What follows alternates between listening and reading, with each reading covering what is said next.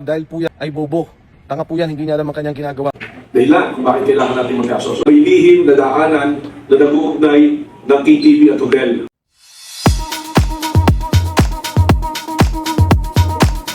Tuloy-tuloy na po tayo sa ating topic for today. Pag-usapan natin tong nilabas ni Mike Defensor na video doon sa account niya. I think it was on FB Live. Doon sa pinakita niyang video na bilang depensa doon sa sinasabi ni Director Melvin Matibag at itong si Melvin Matibag ay nagsabi na magpa-file na ng kaso laban kay Mike Defensor. At any moment, after filing of the case, ang kaso na isasampa niya rito ay non-bailable na offense or non-bailable crime. Ito yung tinatawag na human trafficking. Na ito nga yung vehemently dinideny nitong si Mike Defensor. At sinasabi niya nga na hindi totoo ang mga pinagsasasabi ni Melvin Matibag at huwag kayong maniwala kay Melvin Matibag, ang sabi ni Mike Defensor. At sabi niya, ito raw si Melvin Matibag ay bobo. Ad hominem na ang ginagawa nitong si Mike Defensor. Huwag po kayong maniniwala kay Atty. Melvin Matibag dahil po yan ay bobo. Tanga po yan, hindi niya alam ang kanyang ginagawa. Magandang hapon po sa inyong lahat. Nandito po ako sa may Cliff Point. Ito yung sinasabi ni Tangang Matibag na itong may pinakita pa silang mga engineering plan. Yan. Alam nyo, kung ang paniniwala mo napakalakas ng iyong depensa. Kung ang paniniwala mo, wala naman talagang kaso laban sa'yo. Hindi ka aabot sa ad hominem . Hindi ka aabot doon sa pag-atake personally doon sa tao. Hindi ka dapat umabot doon dahil nga sa pag-iisip mo ay napakalakas ng depensa mo. Marami ka namang pambayad sa abogado. So hindi ka dapat mag-worry kung ikaw ay pinagbibintangan ng mali. Kayang-kaya kang idepensa ng mga lawyers mo. Napakayaman mo, Mike Defensor. So, hindi ka dapat umabot sa ganon. Kasi, dito sa mga pinagagawa mong depensa, dito sa ginawa mo sa FB Live mo, yung sa pakiramdam mo, nakokontra mo yung ebidensya or nakokontra mo yung mga pinagsasasabi nitong si Melvin Matibag, walang nangyayari. Kasi wala ka namang ipinakita. Walang kasaysayan, walang ibig sabihin yung pag FB Live mo, pagpapakita mo doon sa building, ito yung opisina ko, ito yung hotel, ito yung ganito, ito yung ganyan. Wala kang napatunayan doon. Yan po ang Cliff Point. Yan yung aking opisina. Ayan, nakikita nyo may mga establishment. Nandiyan yung Korean restaurant, yung 7-Eleven. Andito po yung may studio dyan, may office sa taas. At ito yung sinasabi nila na sa Chicago. Yan po yung buong complex nitong Cliff Point na kanilang tinuturo. Alam nyo, itong NBI, hindi ko naman nilalata, talagang ginagamit pampolitika. Itong sinasabi nila na meron daw akong kinalaman dito sa human trafficking. Ang basic na sinasabi nila dahil kami, ang may-ari nitong establishment na ito, ay involved na daw po kami sa ganoong human trafficking. Una sa lahat, kailangan po natin linawin yan, yung human trafficking, napakasama pong kaso niyan. At syempre, ang gusto nila non-bailable. Alam nyo, sa Soler, meron po dyan KTV Club. Dyan po sa Shangri-La lang. Dito sa may Shangri-La EDSA, maging dito sa City of Dream. Ang sinasabi nila, meron daw pong human trafficking na para bang pinilit, ginipit yung mga tao o di kayo tinatakot. Yan po'y walang mga katotohanan. At itong establishmentong ito, at kung si Matibag lang nag-imbestiga ng tama, malalaman niya na may mga kasama kami dito na ngayon ay cabinet secretary. At meron din pong isang investor dito na senador. Parating nga nandito at maraming mag-witness na dito siya nagpupunta. Pangalawa, ang NBI dapat ginagamit sa tama. Yan pong mga korupsyon, yan ang dapat imbestigahan. Paano magkakaroon ng investigasyon na tama na hinihingi ng taong bayan kung ang asawa mismo ni Atty. Melvin Matibag, na akala mo kung sino, Bureau Director lamang, akala mo kung sino na siya magsalita maging sa mga senador, ito pong mga kalaban nila sa politika, hindi niya maimbestigan dahil mismong sila involved sa bilyong-bilyong korupsyon sa flood control dyan sa San Pedro, Laguna. Kaya yung kasong sinasabi nila, handa akong harapin yan at alam kong gawa-gawa nila yan, gagawin nilang lahat para makulong po kami. Ang lahat na nagsasalita tungkol sa flood control scandal at tungkol sa korupsyon. Yung mga sinasabi ng struktura, paano mangyayari yung struktura? Ito'y lahat inapprove ng Pasig City. Inapprove po to ng building official ng Pasig sa ilalim ng ating mayor, buting mayor, Mayor Vico Soto. Kaya ito pong sinasabi lang mga kalokohan na kung ano nung iniba daw ang building permit plan o ang building plan, wala pong katotohanan. Sa ating pong mga kababayan, yung pong ginagawa nilang pagpapatahimik, may kaso rin kami ni Marcoleta tungkol dyan sa plunder, katulad din po yan, gawa-gawa din po yan at walang katotohanan, lalabanan po namin yan. Ang lahat ng kalaban nila sa korupsyon, ang kanilang kinakasuhan. Ang lahat ng lumalaban sa katiwalian, 1.5 trilyon ang ninakaw na pondo sa ating bayan at gusto nilang manahimik tayo, hindi po tayo tatahimik. Walang pagkakaiba, yung style na ganyan ha, walang pagkakaiba doon sa ginagawa niyong pagpe-present nung 18 kargador ng maleta. Ang ginagawa nyo dito sa mga kargador ng maleta, puro pahapyaw. Wala kayong napatunayan. Kaya hindi ko maintindihan yung drama mo na sinasabi mong itong ginagawa ni Melvin Matibag ay politika at ginagawa ito para pagtakpan yung flood control project anomalies. Ganyan yung drama nyo. Parehong-pareho kayo ni Marcoleta, nila attorney Baligod. Ganyan yung mga pinagsasabi nyo. Pero hindi nyo nakikita yung mga sarili nyo na nagmumukha kayong tanga doon sa mga ginagawa nyong presentation ng 18 Maleta Boys na yan. Nagmumukha kayong tanga. Bakit kayo nagmumukhang tanga? Dahil nga, laban bawi ang ginagawa ng mga 18 Maleta Boys na yan. Isasali yung isang tao, biglang magiging kakampi nyo, hindi nyo nakasali. Yung hindi nyo sinasali dati dahil kakampi nyo na biglang bumaliktad, bigla nyong isasama doon sa testimony. Yun nga, mga labang bawi. Pagkakampi nyo, ayaw nyong isama. Pag tinalikuran na kayo, isasama nyo na. So ano ang kabuluhan? Ano ang kapanipaniwala doon sa mga pinagsasabi ng 18 Maleta Boys nyo? Katawa-tawa kayo. Mike Defensor, katawa-tawa kayo. Ngayon, itong ginawa mong video, katawa-tawa rin kasi wala ka namang napatunayan. Wala kang naging depensa doon sa mga sinabi ni Director Matibag. At ang hawak nila na ebidensya, dokumento. Hawakan nila yung plano. Siyempre, nag-research na yan sa City Hall. Alam nila yung mga building permit yan, etc. At doon sa plano na pinapakita nila Melvin Matibag, iba yung na-implement doon sa in-apply yung building permit. Pagpapalit ng pisikal na infrastruktura ng isang gusali para may sagawa ang operasyon ng human trafficking, may lihim na daanan na nag-uugnay ng KTV at hotel. Hindi ito daanan ng publiko. Dito po dinadaan ang mga biktima papunta ng kwarto ng hotel. Ang ibig sabihin, hindi po ito dalawang magkahiwalay na establishmento. Ito po ay magkarugtong para isagawa po ang krimen ng human trafficking. Pinag-isa po itong estruktura. Hindi mo pwedeng ikatwiran, Mike Defensor, na itong ginawa nyong renovation, ang ginawa nyong construction dyan sa inyong building, ay merong kaukulang permit. At yan ay aprobado ng butihing mayor na Vico Soto. May mga ganun ka pa.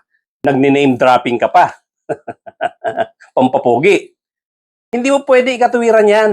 Wala kang mapapatunayan dyan sa sinabi mo. Alam na alam natin yan dahil nasa construction naman tayo.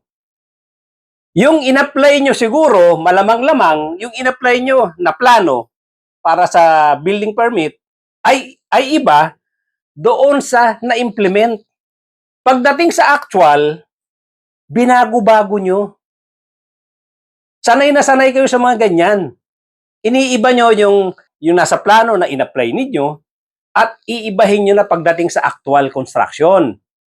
Lalong-lalo na dahil meron nga kayong operations dyan na kakaiba na gusto nyong medyo may mga lihim-lihim kayong lagusan. Siyempre, hindi nyo i-reflect sa plano yan. Dahil pag in-reflect sa plano yan, unang-una documented yan. Kung talagang ang gagawin nyo ay illegal operation, pagkatapos nakaplano, nasa floor plan, huling-huli yan, documented. So, ang gagawin nyo dyan, iba yung i-apply nyo, matino yung plano na i-apply nyo, pero sa actual implementation, iibahin nyo. Alam natin yan. Ginagawa yan ng ibang tao kung meron silang mga ayaw i-reflect sa plano at gusto nilang iba yung magiging operation sa actual. Hindi mo pwedeng gawing palusot yan. Kaya nga sinasabi ko, yung ginawa mo presentation sa video live mo, wala kang napatunayan. Yung sinasabi mong bobo itong si Melvin Matibag, I doubt it. Dahil tinitiyak ko sa'yo, kumpleto ng dokumento yung mama. Mula sa mga building permits mo, hanggang doon sa iyong mga corporation papers sa SEC. Kaya nga, ito pa ang sinasabi mong medyo panakot kay Melvin Matibag na sinasabi mo, meron kang kasosyo dyan na senador, meron kang kasosyo dyan na cabinet secretary. It doesn't matter. Ang pinakamatibay na ebidensya dyan, may defensor, na sinasabi mong tinabaho ng bobong si Melvin Matibag, ang pinakamatibay na ebidensya dyan, yung mga dokumento na nakuha sa SEC.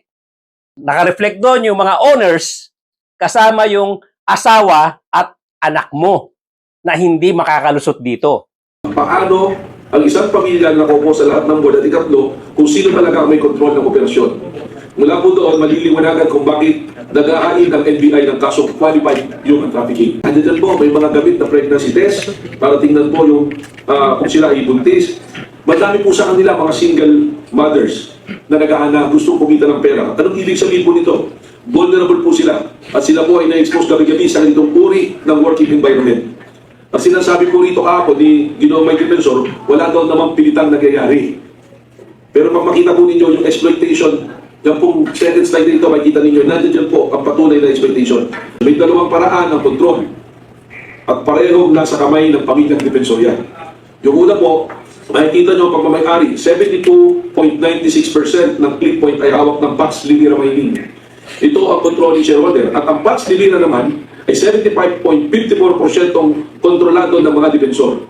Kung saan, si Mike ang may-ari ng 65%. Kaya hindi direkta kahit hindi direkta ang pamilya nasa likod ng pinakamalaking bahagi ng click point. Ikalawa, ang pamunuan o board. Tingnan po ninyo ang tatlong tutok sa posisyon ng click point. Si Mike Defensor, ang kanyang asawa na si Julie Rose Defensor, at ang kanyang anak na si Attorney Micaela Francesca Defensor, ang corporate secretary. Kaya ang conclusion ay malinaw. Ang pagmamayari at pamunuan, yung po sinasabi natin na pagmamayari at control, ay ang pamilyang Defensor po. Iisa po yung address ng mga yan, doon po sa mga dokumento kaming nakalap. Na 70.81% ang kanilang conjugal na control sa Pax Lilira. Sa posisyon, si Mike ang chairman ng Click Point at Pax Lilira, si Julie Rose ang presidente ng Click Point, CEO ng Pax Lilira, at pinaka-critical chairman at presidente ng Blue Hotel mismo kung saan nangyayari ang krimen ng human trafficking. Kaya pag pinagsama ang kanilang pagmamayari at ang kanilang mga posisyon, ang mag-asawa ang may kontrol sa buong operasyon mula sa holding company sa itaas hanggang sa actual venue kung saan nagaganap ang krimen. Ito po, may sinasabi kahapon si Ginoong Mike Defensor, may senador, may congressman, kung sino-sino binabanggit na may-ari. Pero ito po, dokumento ang nagsasalita. At bilang abogado under the rules of court, ang rule po namin dyan sa rules of evidence, the document will speak for itself and the best document is a written document unless proven na itong dokumento ay peke. Next slide please. Bakit tayo nag-ahari ng kaso? Apat na legal na provision po ang nakalaan dito. Bakit po malaga ng lahat ito sa kaso? Dahil sa struktura ng korporasyon, yun na po mismo ang ebidensya. Tumutugma sa bawat natuklasan na elemento ng qualified human trafficking sa ilalim ng Republic Act 9208. Section 4L, ang nag-organisa o nagpondo, itinayo at pinondohan ng mga defensor ang bawat kumpanya. Section 10 L, kapag korporasyon ang nasa likod ng may-ari at opisyal ang mananagot. Section C, isinagawa ng sindikato ang magkaugnay na board na pamilya. At Section 5, malakihan na pambibiktima. 50 mahigit po at nakatao ang biktima dito ng human trafficking. Ang punto po, lahat ng nagtatago at nagpapatunay lamang ng pamilya kung saan lugar na yun. Yung pong lugar na yan ang talagang ginamit for human trafficking. Kaya wala kang pwedeng gawing palusot na sinasabi mong, or may sinasabi kang panakot na mayroong senador na kasosyo dyan at mayroong cabinet secretary na kasosyo dyan. Madaling malusutan yan eh. Nung mga idinadawit mo na sinasabi mong senador at cabinet secretary, kung hindi naka-reflect ang pangalan nila doon sa mga corporation papers mo. Kaya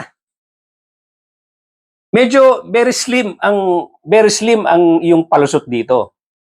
Sa tingin ko, hindi ka talagang makakalusot dito. Nagre-react ka ng ganito dahil alam mo, malapit na malapit ka ng makulong. Pinagbabayaran nyo na yung mga ginagawa nyong kabuktutan. Pinagkakakitaan nyo ang mga kababaihan na walang kalaban-laban, ginagawa ang trabahong ito dahil naghihirap sila kapit sa patalim, ang sinasabi nga natin. Sinasamantala nyo eh. So, yung kaso na tulad ng kaso ni Kibuloy, ito rin yung kasong ipinapataw sa'yo ni Melvin Matibag at magiging magkaklase na kayo nitong si Kibuloy sa kulungan. Parehong-pareho ang kaso nyo. At itong si Marcoleta na lagi mong kabarkada, lagi mong kasakasama sa pagpe-present ng mga 18 Maleta Boys, isa rin yan. At alam ko, damay ka rin dyan sa kaso ng plunder na ipa-file kay Marcoleta. Wala kayong ginagawang matino para sa bayan. Kaya kayo nagkakaganito. Kaya ulitin ko, yung ginawa mong presentation sa iyong FB Live, wala kang napatunayan. Hindi mo napatunayan na bobo si Melvin Matibag. Hindi mo napatunayan na walang illegal transaction or walang illegal na operation ang iyong club, ang iyong hotel, doon sa pagpe-present mo sa labas ng building. Dapat i-present po yung loob. Dapat pinakita mo yung hawak mong plano, ikinumpara doon sa plano na existing. Hindi mo pinakita yung mga rooms na kung saan nagkakaroon ng mga flash trade. Wala eh. Wala ka na patunayan. Kaya itong sinasabi mong si Melvin Matibag na bobo, ito ang magpapakulong sa'yo.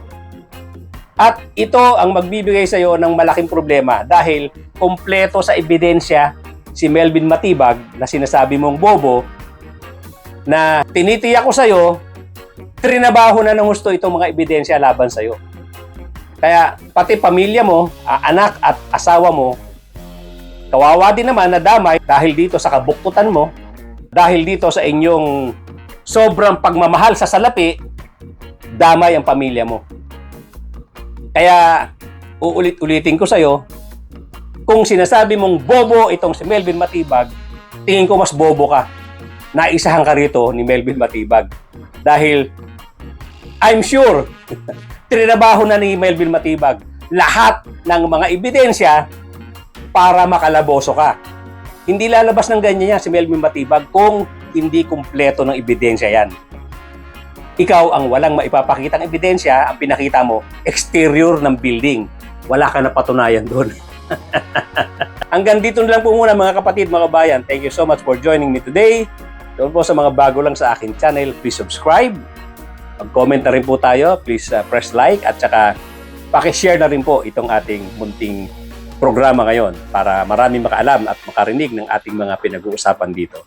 Maraming salamat mga kapatid, mga kabayan. At ladies and gentlemen, magkita-kita po tayong muli.